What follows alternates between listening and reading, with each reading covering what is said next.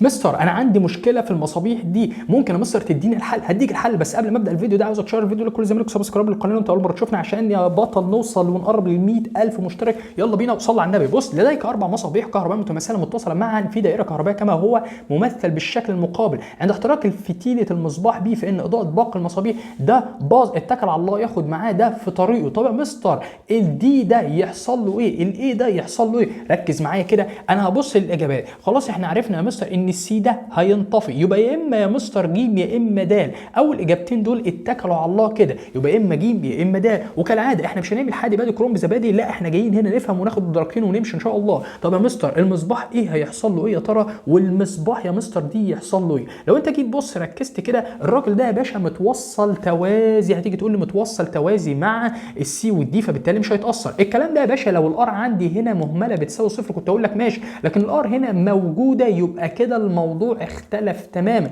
يبقى انا عندي الفي بتساوي في بي ناقص اي ار. ايه اللي حصل يا مستر؟ اللي حصل ان الفرع ده اتكل على الله. ساعتها يا مستر كده ايه اللي جرى؟ انا عندي كده المقاومه الكهربيه بتاعتي زادت. المقاومه زادت يا مستر، يعني التيار قل، يعني يا مستر الفي بتاعتي زادت. يبقى ساعتها ده حصل لي المصباح دي، يبقى ساعتها انا عندي هنا الفي بتاعت الدي بتاعتي زادت. طيب يا مستر الفي بتاعتي لما تزيد اقدر اقول له ان المصباح دي ده هيزيد ولا مش هيزيد؟ لا يا مستر كده هيزيد، شكرا. تبقى عن البي دبليو بتساوي في تربيع على الار، ده خلاص زاد شكرا، يبقى البي دبليو يبقى عندي الدي هتزيد. لو انت مش حابب تكمل خلاص يا مستر يبقى انا كده هختار الاجابه رقم ج. طب واحد يقول لي طب انا عاوز يا مستر اتاكد من الاجابه رقم ايه؟ فعلا هي هتقل؟ اقول لك ساعتها يا باشا ليه؟ لان انا عندي دلوقتي خلاص كان الاول في توصيل على التوازي، فكده انا عندي كان التيار بتاعي ماله كان كبير، لكن دلوقتي يا مستر التيار قل وده متوصل توالي، فلما التيار بتاعي يبدا ان هو يقل تبقى عند البي دبليو بتساوي اي تربيع في ار، ده يقل يبقى بي دبليو تقل، يبقى ساعتها فعلا الايه بتاعتي تقل. وبكده انا خلصت معاك السؤال ده. عاوزك تشير الفيديو ده لكل زمايلكم، سبسكرايب للقناه وانت اول مره تشوفنا، لايك على الفيديو ده،